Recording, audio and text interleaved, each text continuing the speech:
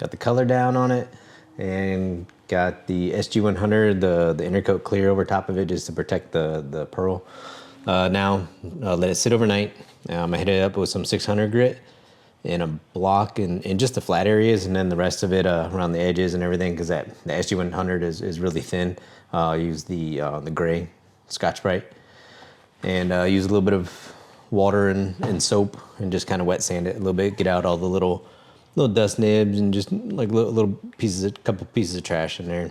And then try to level out some areas where since we didn't primer this, I didn't have enough primer to really do a block, do a good, good coat of primer, and then block it out real flat and stuff. So you can still kind of see like some of the waviness in there where the other stuff was, but you could barely see it. And I think this will help it out some here, and then we're gonna do the graphics on top, and you'll never be able to see it. So yeah, let's go ahead and just do that.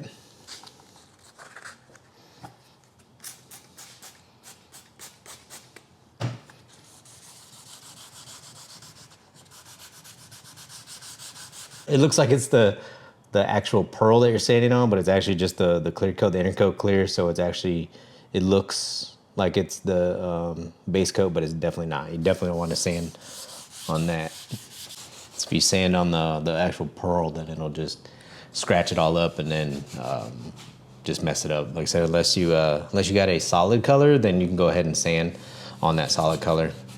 But metallics and pearls, stuff like that, you don't want to. You just can't do that. That's why you put the Intercoat clear over it. Then you can go ahead and sand that. Cool. It actually flattened it out pretty good. You can still see like that shiny part right there is where it's still low. It's a low area, so it's the block didn't get it all the way flat, but I don't want to go anymore because it's really thin, and you really, like I said, this isn't the time to when you want to flatten out your paint and get, do any body work. That should have been done, before. But like I said, I was just gonna, I just had a little bit of the primer left and didn't have enough time to block it and do all that kind of stuff. But I figured I'd be able to flatten it out a little bit here, which it did. And all these areas, the different colored areas, that's where I didn't sand it, because you want to stay away from the edges because you'll burn through really easy. And so you can see here, so that's what's actually called orange peel texture, where it literally looks like the peel of an orange. And so what you want it perfectly flat like this, because then that's when you get a real nice paint job for custom stuff. So that's what people do when they block sand something.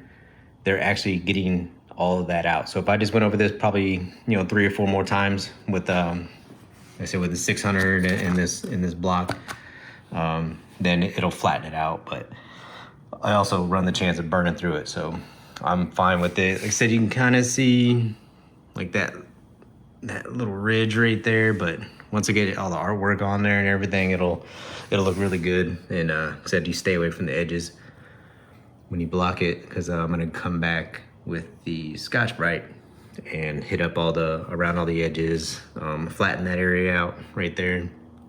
See, I'll come in and with the Scotch-Brite, and that'll get down inside of there. And definitely Scotch-Brite those areas. You don't want to even try to sand any edges or anything like that, because you'll just burn right through it. And yeah, so that's where we're at. So I didn't even touch the side or the back. Just kind of touched it a little bit up here with the block, because I'm not trying to make all those parts perfectly flat. It's gonna look good.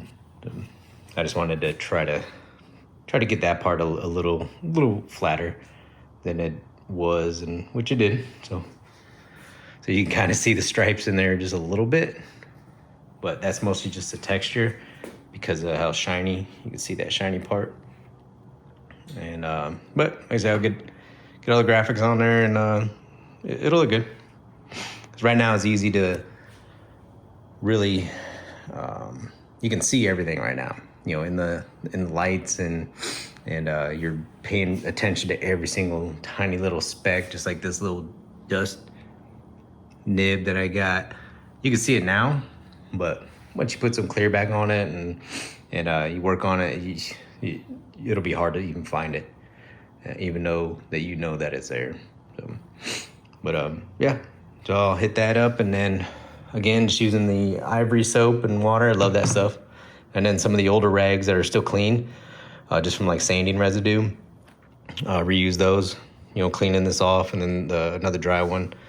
And yeah, done with the paper. I let that sit in the water for about like 10 minutes before I used it to let it soften up a little bit.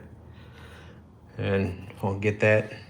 I'll use the Scotch-Brite. I'll use water too with that, and some ivory soap. The ivory soap also helps the paper glide, because this stuff, it just loves to stick to it. And so that ivory soap will help lubricate it and let it slide and glide. Same with the Scotch-Brite, and it also helps clean it. So I'll do that and get it ready for putting the stencils on.